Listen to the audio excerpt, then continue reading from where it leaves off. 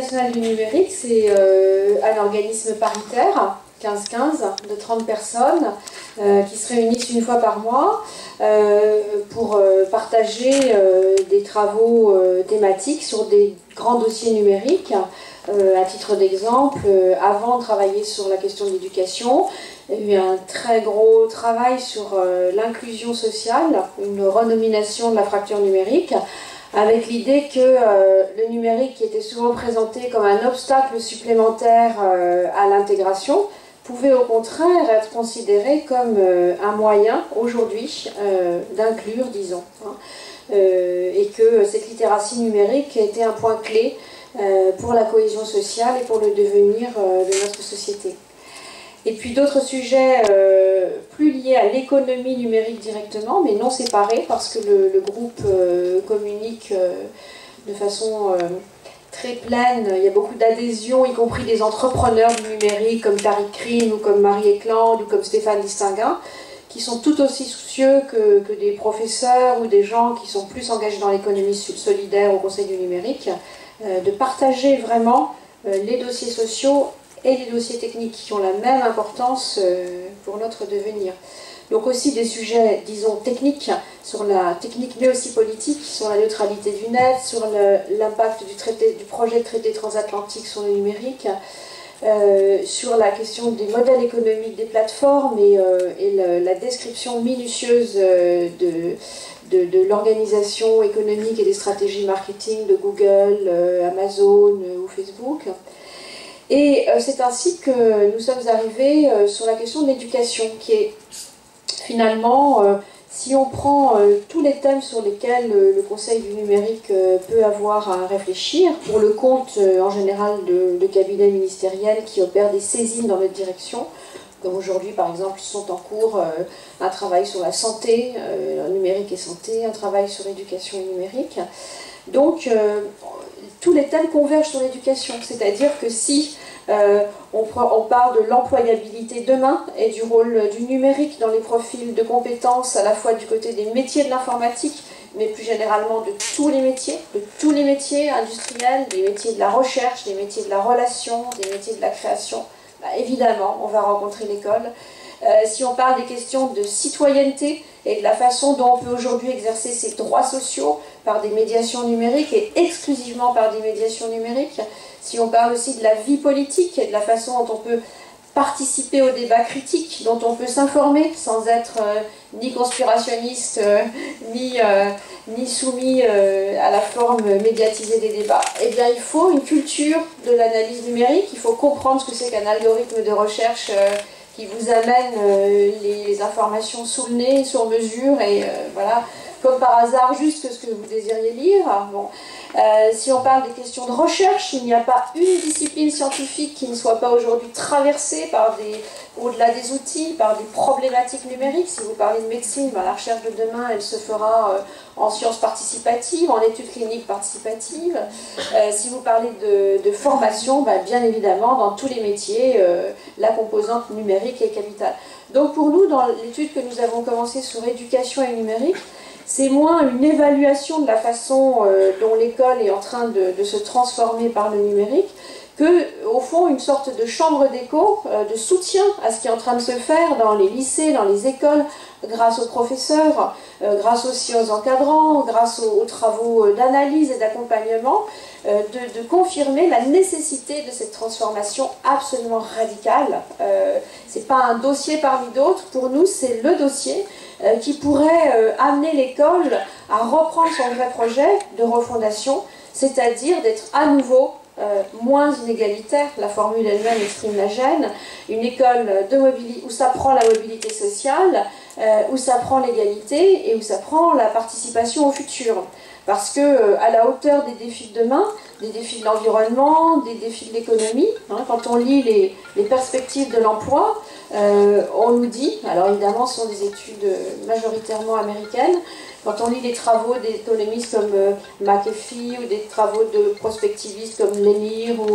ou David Dorn qui était interviewé dans Le Monde il n'y a pas longtemps, que nous dit-on?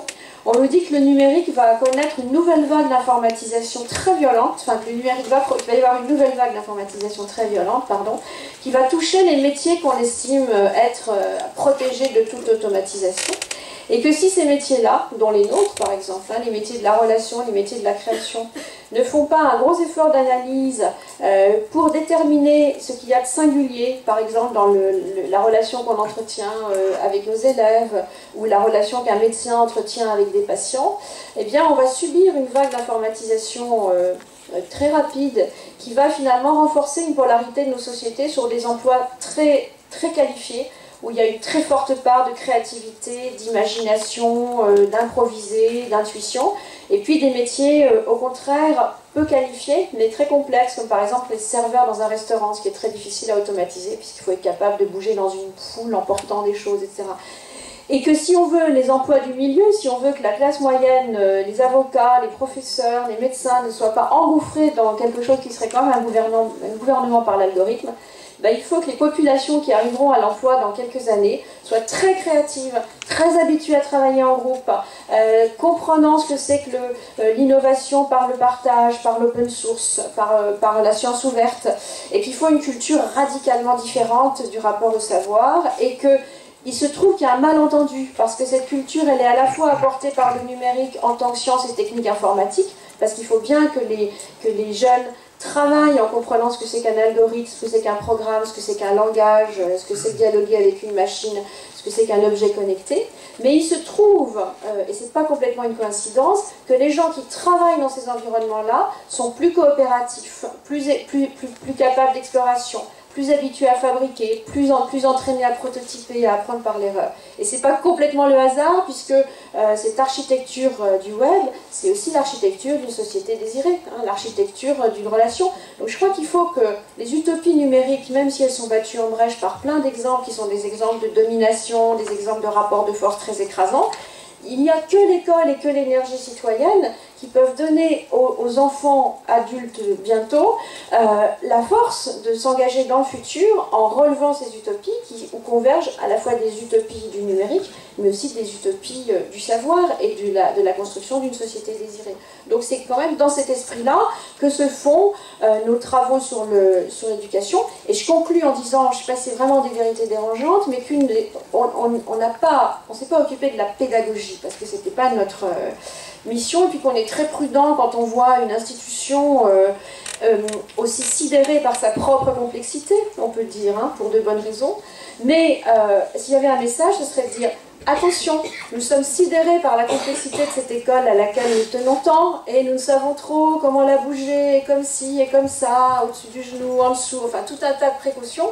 Mais cette complexité-là, d'autres dehors s'en occupent et sont en train de se dire « nous saurons très bien la résoudre pour vous ». Et c'est vrai qu'il y a un écosystème actif, concurrentiel, qui vient challenger l'école, qui n'est pas agressif, mais qui se dit « pas de problème, on va s'en occuper ». Et bon, c'est les MOOC, je vais dire MOOC, c'est des ONG, c'est aussi des entreprises, des start-up, c'est aussi des projets de très grosses plateformes qui sont tout à fait en projet de se constituer et de nous accueillir tous, hein, pour apprendre comme ils le désireront et pas forcément comme on le désirera. Un chiffre qu'on nous a donné dans les rencontres, 4 000 milliards de dollars dans le monde, c'est l'espérance, on peut dire, de chiffre d'affaires à capter de l'éducation, calculé en pourcentage de PNB des États, mais vous avez de très grosses entreprises numériques qui se disent après l'eau, l'électricité, l'énergie verte, l'éducation est un marché. Et l'année dernière, c'est 1,5 milliard de levée de fonds aux États-Unis. Et puis en France, pas grand-chose, voilà. Donc il faut peut-être aussi penser à tout ça. Des questions. Donc tu as mentionné les grands groupes comme Google qui mettent 3 milliards de R&D sur des thématiques liées à la connaissance et au numérique, et en particulier à l'éducation. Comment est-ce qu'on fait pour se structurer, nous? Moi, je viens du monde de la santé. Le ministère de la Santé a des organismes de recherche qui font de la recherche dans le domaine de la santé. Et dedans, il y a évidemment des médecins qui sont des professionnels de la santé, mais il y a aussi des tonnes de chercheurs de disciplines différentes. Si je prends le ministère de l'Agriculture et l'INRA, c'est la même chose. Le ministère de l'Éducation nationale, qui n'a pas un budget inférieur à ces deux ministères, par exemple, investit beaucoup moins dans la recherche que les autres, et en même temps, il investit essentiellement sur une catégorie de recherche, et pas nécessairement avec une recherche aussi multidisciplinaire et aussi diversifiée que ce qu'on peut voir chez à l'INRA ou à l'INSERM, qui ont de tout, de la recherche très fondamentale à la recherche en sciences humaines, etc. Comment est-ce que tu verrais ça et comment est-ce que vous expliquez ce genre de choses au Conseil national du numérique? D'abord,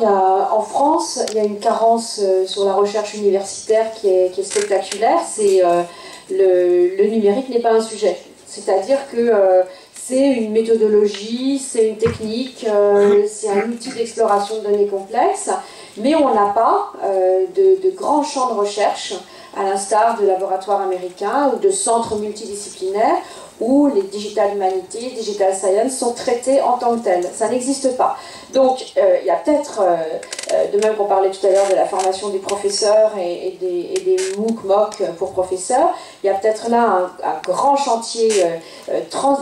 parce que cette recherche en numérique, elle va de pair avec une nouvelle transdisciplinarité. La science, aujourd'hui, elle n'est pas, justement, comme le disait François, c'est pas une discipline plus une discipline. Or, quand on a la vision des disciplines scolaires, on retombe sur des clivages, quand même des frontières assez fortes, alors qu'un géographe travaille avec des statistiques, qu'un prof de lettres peut très bien travailler aussi avec des bases de données, etc., etc. Donc là, on a quand même des gros sauts à faire. Ça, c'est une première chose. Peut-être avec une politique de thèse ciblée, etc. D'un autre côté aussi, l'introduction du numérique, ça fait de chaque enseignant un chercheur. Dans d'autres pays aussi, il y a une vision beaucoup plus ouverte de la recherche,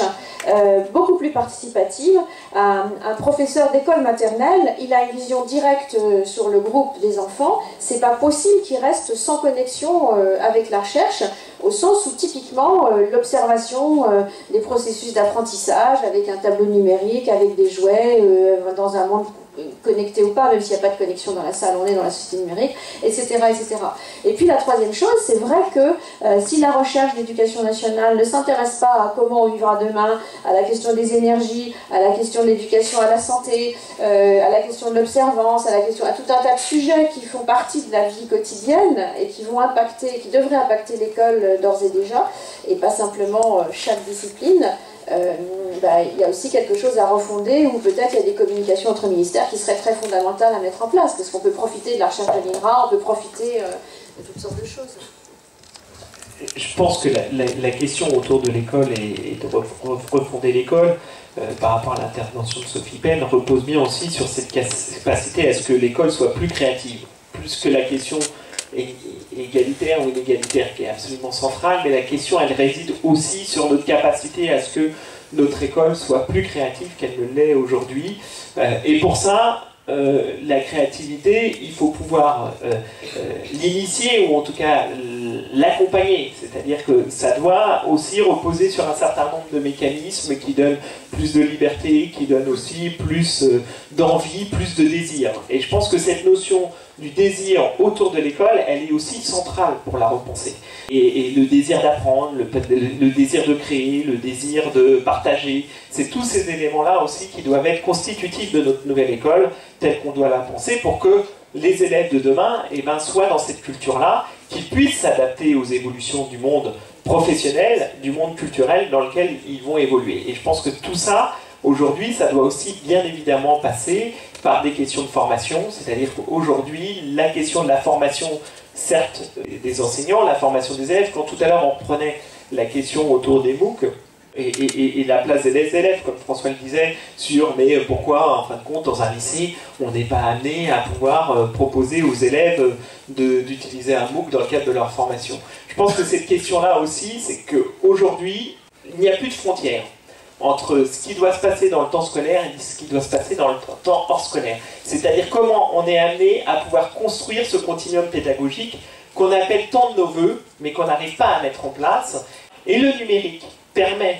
de repenser ce continuum pédagogique, c'est une vraie question, c'est-à-dire que oui, à un moment donné, les élèves peuvent